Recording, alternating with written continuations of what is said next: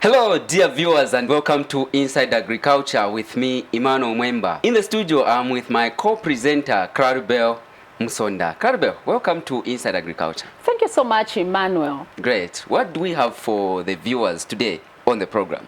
Well, dear viewers, we have fish farming in Zambia. Great. What a great important topic. Dear viewers, to help us discuss this important topic in the studio, we are joined by Mr. Royd Mukonda, who is the Managing Director at Mukasa Fish Farm. Mr. Royd, welcome to Inside Agriculture. Thank you very much. I'm so grateful and happy to be here. Great, great. Talking fish farming in Zambia. For the viewers who are watching, what is fish farming? And how does it differ from traditional fishing? Okay, that's an interesting question. You know, fish farming, this is basically the growing of fish from the natural world, but bringing this fish, growing it in a controlled environment. So you are growing this fish in an artificial environment where all parameters, all factors are under control. So this fish is technically depending on you. You are growing it, but fishing, this is where you have just fished in the natural rivers, in the lakes, and then you are technically just harvesting the fish from the natural rivers and the fish that have just grown by natural means. So there you have no control. The fish just grows by themselves and they fend for themselves and they grow. You just go and harvest. That's what mostly happens with our fishermen. They do that activity mostly.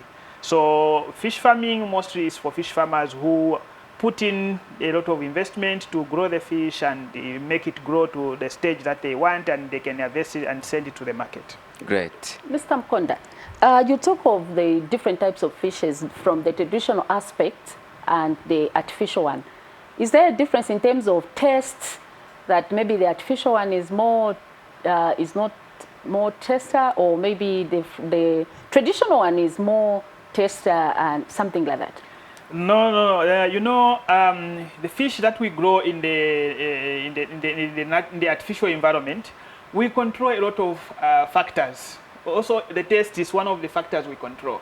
So sometimes we find that when the fish is growing, when it reaches the near market size, there's some activity that we have to do. You have to expose them to certain type of food, to certain natural type of natural food where they develop more tasty. They develop natural tasty. But in the natural world, also there is a different kind of taste. Sometimes the fish there will not taste well because the environment where they are is not conducive, it's not clean. Sometimes they are eating, the food they are eating may give them a very bad taste, bad smell. So you find there are different factors in the natural world that will contribute to the fish giving you a bad taste. But in the the artificial environment where we grow them in the ponds, in the tanks, we control all these factors so that the fish just gives the best that the end user or the consumer expects. So we control most of these aromas and the taste of the fish in the artificial environment. Okay, thank you so much. Why is fish farming important to the Zambia's economy as well as food security of our nation, Zambia? You know, fish farming is a game changer. It's a very big machinery that has a huge potential to drive the growth of this economy of Zambia. And you know, you look at the massive employment that is there in the industry. It contributes a lot of revenue to the government. For example, the government of Zambia opened up Lake Kariba for commercial aquaculture. Look at Yarero came in, Zamfresh came in, Kariba Harvest came in. How much of the people have they employed? You have seen a lot of Yarero having a lot of chain stores across the country. There's a lot of employment. So there's generation of employment. There's also improvement in nutrition access. You are able to buy fish to feed your family because of fish farming. You are able to have a lot of fish. For example, in fish, we use fish to make soup thickeners. You can buy soup thickeners to improve the nutrition of your meals. So there's a lot of economic benefits. And at the end of the day, when you look at it, there is a lot of people across the country that are engaged in fish farming. As of today, you know, when we compare between 2018 and today, in 2018, we had very few farmers, over somewhere around 5,000 farmers that were engaged in fish farming. But of today, we have over 20,000 fish farmers across the country that are doing fish farming activities and offloading all that fish on the Zambian market, improving access to the nutrition and to the nutritious food, and also generating a lot of employment, because on every farm there's someone feeding the fish, there's someone changing the water, there's someone doing all these necessary activities to make sure the fish grows very well. So this is employment, helping the government to grow and create the employment base wider.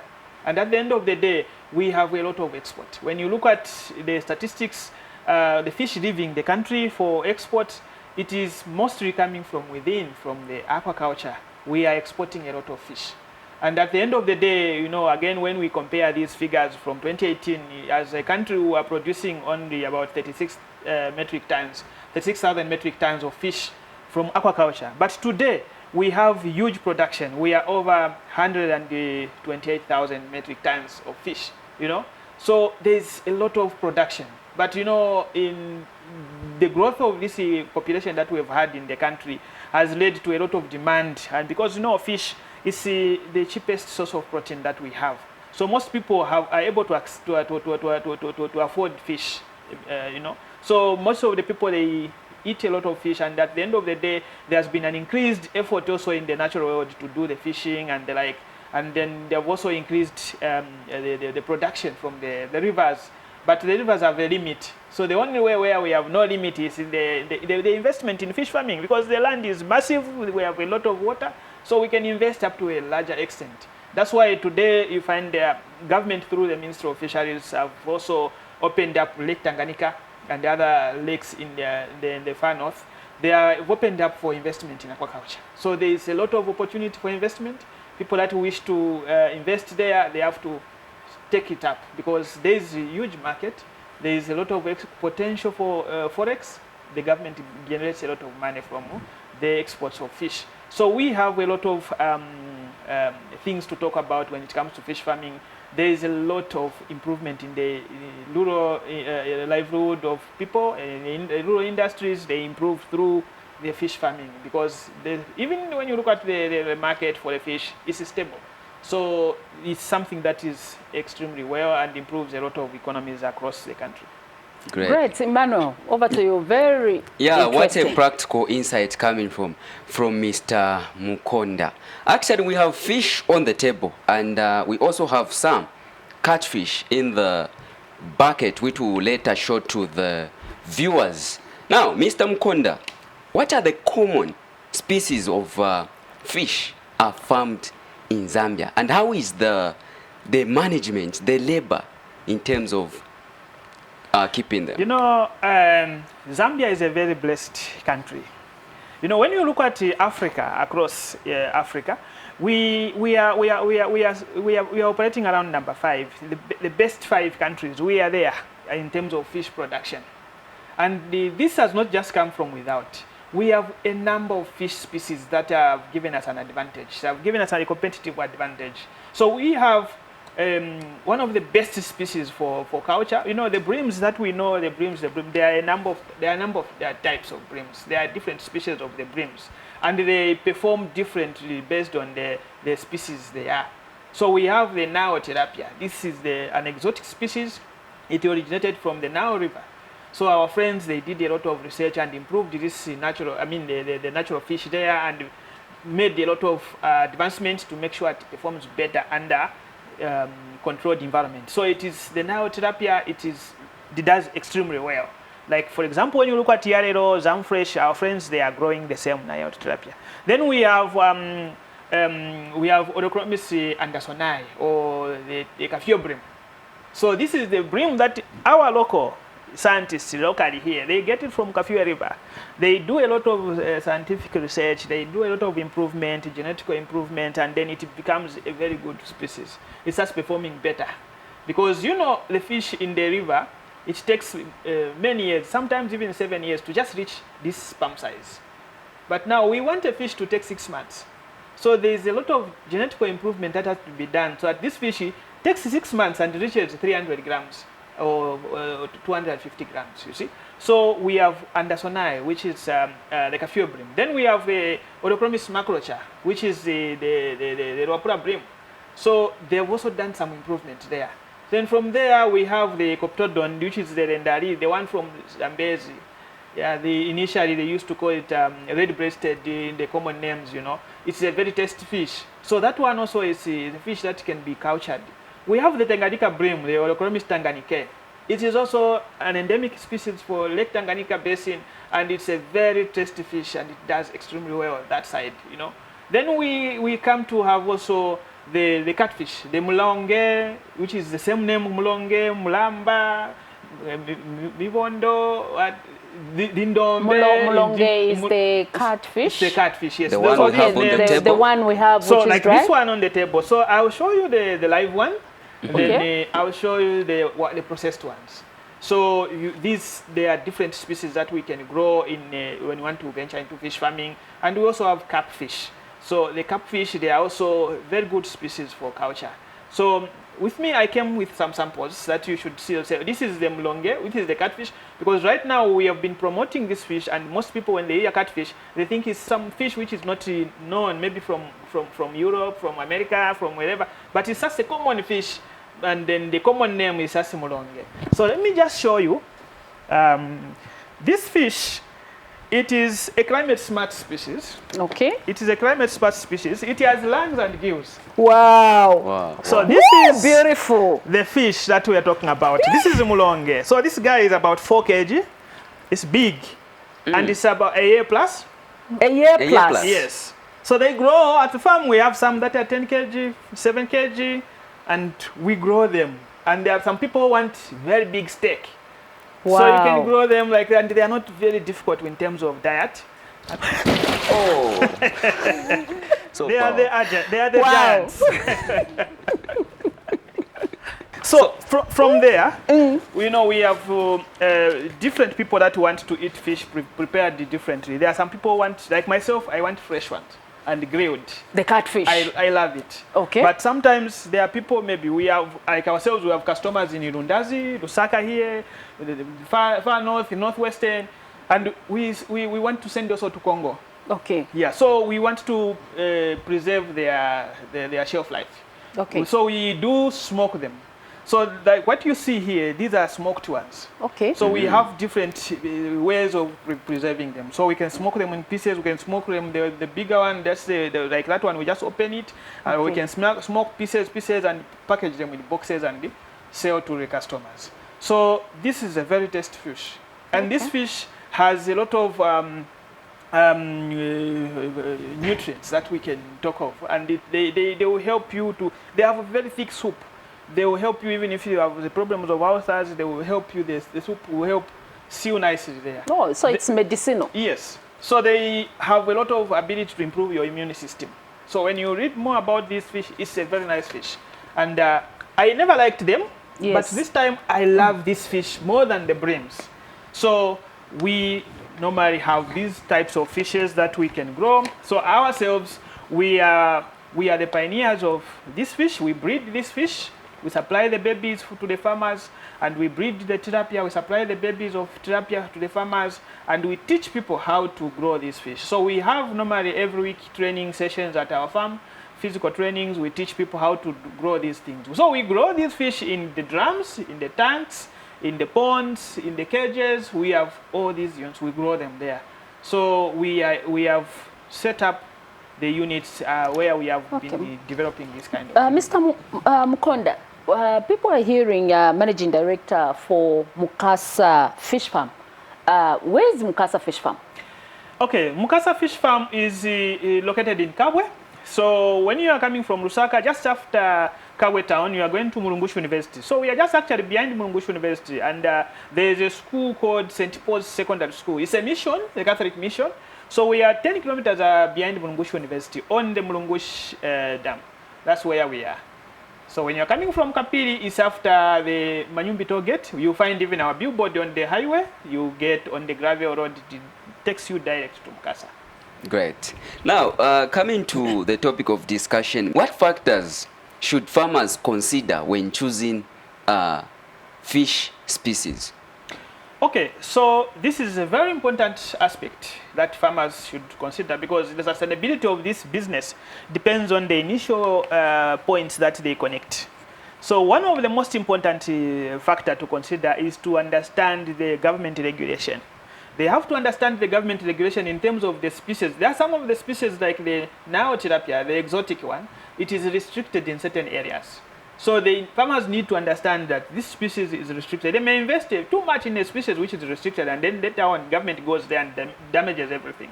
So once they understand the species which is restricted, then they will go for the species which is allowed in that area, and then they will choose the best performing species. So we have the species, they are ranked in terms of performance. So there is a ranking. They have to understand which one is the best performing that I can grow in my area. Then from there, they need to acquire skills to grow them. They need to acquire the training, the technical management and everything. They need to acquire whatever is needed to grow that fish to achieve whatever size of fish they want to achieve in terms of growth. Then they need to understand what do these fish eat. And if they understand that, they need to prepare the monetary terms. At the end of the day, money is very important, because if they are doing the breams, the tilapia, so to say, because tilapia is a common name for all the breams, you know. If they are doing the breams is the fish that wants to eat very good food. If you don't feed it good food, it will not grow. It gets stunted easily. So they need to understand that they should have money to feed this fish from day one to the last day of the growth period. And that is one thing that they should consider. Also, they should consider the distance, because you see, this is a perishable product. If it's fresh like that, when you kill it, within 10-20 minutes, it starts going bad. So if you are very far from the market, you have a problem. If you are very far from the cold chain facility, you have a problem. So they need to be in a place which is easily accessible by customers, so that they can easily sell their fish. So some of these things are very critical, and they have to be put in place before they can. And they should also look at water, because water, this fish doesn't grow in space. It grows in the water. So we need to have a cheap source of water, which will reduce much of the costs of growing this fish. Yeah. So it has a lot of challenges to the farmers, right? In terms of water and finances. Management. Yeah, if the farmers overlook these things in the initial stage of planning, it actually leads to a lot of failure. Because if you don't have water, then you are going to struggle to grow the fish. Do you need light? No, not really. The fish don't eat at night. The breams, they don't eat at. It's only the catfish that don't eat at night, because these guys during the day they are very shy fish. So they need light. So at night, they'll just eat even when there's no light. They become very active. They have a very good sight at night. They are eating everywhere on top. So they eat at night. But at night, mostly the fish, we don't feed them at night. You know, the tilapia, those we don't feed at night. Only the catfish you can feed at night. So mostly you don't need light. But water is a must. You need to have either a bowl or a fresh supply of water. You need it. And you just need enough money to buy food. They eat a lot, and also they grow faster. They give you enough meat. Yes. Okay, Mr. Mkonda, you mentioned of trainings. For someone to start fish farming, you need to know something. At least you need to have background information for you to have good fish and know the kind of the type of fish that you need to farm in a certain area. Do you offer some trainings? Our place is an international training center. We host a lot of international delegates who come to do trainings in fish farming, because we are a reference point when it comes to breeding catfish, breeding tilapia. A lot of people from different countries come to our place to do this. So we have trainings, especially we have a training calendar, April to July. We do have trainings every week, and we do have trainings throughout the year, online trainings. And because you see, we work with the Ministry of Fisheries, and where we're not able to reach, we are able to engage every farmer with the Ministry of Fisheries. Then they are assisted, and they just get the technical know-how on how to grow the fish and the most important points that they need to know, so that they don't make much mistakes. Great. Thank you so much. You can go What for a break. practical insight coming from Mr. Mukonda. Are you venturing into fish farming? That's what I'm planning. Okay. I've got the land, but I don't know. But Mr. Mkonda is going to show us, and he can do the, what do you call, are we supposed to rear them in the drums Cages. or even at the backyard, Phones. right? You Even at the backyard. you have no excuse. You have no excuse. If you have no farm, as long as you have where you stay, there's even a veranda. You can do this. Last week I was supplying Mrs. Mwara in Kagwe, you know, a 1,000 liter tank. She put 300 trapia there, the brims. She's growing them there from her home, just there, you see? And she's able to change the water using her normal water there. So you can, depending on how much you have, you choose what your money can afford. And the key thing is, even if it's 100 fish, as I was coming for this interview, I came with 100 fish. I was supplying somewhere there in Ngwerere. This farmer wants to grow 100 pieces of fish. 100 pieces of fish will lead you to 200 pieces of fish, to 300 pieces of fish. Actually, this is one of the most important things. You have to start small. Don't start big when you cannot afford. Start small, then the same revenues from there will actually build more of the setups that you have to use for growing your fish. I started with 1 pond. Today I have massive ponds. And I have cages, I have a lot of things. Just slowly, you get to learn more and gain more experience on how to grow the fish. Great. Dear viewers, this is Inside Agriculture, and we are discussing fish farming in Zambia. Right now, we pause for a break. We'll be back on the other side. Keep watching. Inside Agriculture is the program that keeps you informed and empowered on everything trending in the world of agriculture. This program interprets government agricultural policies, showcasing resilient farming practices, cutting-edge technologies, and the inspiring individuals driving innovation. Are you a farmer, agriculture entrepreneur, or simply passionate about food security and national development? This is your platform to stay ahead and get involved. Don't miss out. It is your time to be part of Zambia's agricultural transformation and contribute to economic growth and food security. Join us every Sunday at 14:30 hours only on Zanis TV, the People's Channel. Welcome back, dear viewers. In case you have just tuned in, this is Inside Agriculture, and today on the program we are discussing fish farming in Zambia, and our guest today is Mr. Roidi Mukonda, who is the managing director for Mukasa Fish Farm. Mr. Mukonda, let's proceed with our conversation. Sure, thank you. Now, let's now look at the fish farming methods that are used in Zambia. Okay, you know, the farmers are presented with a lot of options which they can use for farming fish in Zambia. So we have pond farming. We also, this is where they can grow fish in the pond. They dig and then grow fish in the pond, put water, and then they keep the fish there. Then we have tank farming. You can buy different types of tanks where you put your fish there and you just have a normal supply of water, and you can grow your fish there. Then we also have cage farming, where this is where you grow into the main lake or the main dam and install structures there called cages and put the fish there. They should grow inside the net there, and then you can use that kind of system. So these options can give you the option to grow fish as you get interested in this kind of investment. What strategies can help Zambia meet its fish production goals? Okay, so for Zambia to reach its fish production goals, one of the things that we need mostly is to develop an established market. Right now, there's no established market for farmers like the way farmers for crops, they have FRI. Right now, we don't have. The cold chain facility is also very poor, because if a farmer harvests fish, it's very far, the fish will go bad before it reaches the market. So there should be some investment in the cold chain facility, and also a well-established market where if I have fish I'm harvesting today, I can take to the market there, they sell for me, they just give me the money. Because some farmers, I'm good in production of fish. I'm not good maybe at marketing my fish. So there should be a setup that will be able to handle that kind of thing.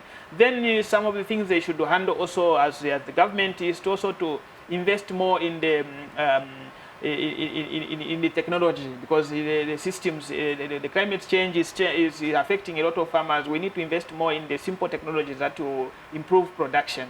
And also the feed industry, there's a lot of investment in the feed industry, but there should be more, especially in the areas where the potential areas. We are talking of northern in Tanganyika, Luapula, these areas and the northwestern, there's no investment in the feed industry. So they have to come to Lusaka. So they experience a lot of costs. So we need to invest more in the stock feed industry in the areas which are high potential zone for fish farming.